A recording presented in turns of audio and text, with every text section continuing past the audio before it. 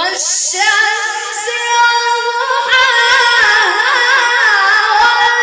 والقمر إذا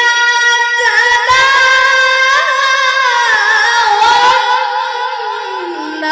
والنهار إذا جلاها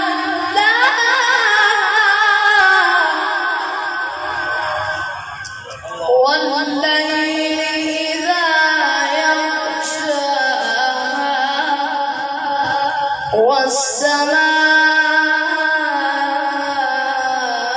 والسماء وما بناها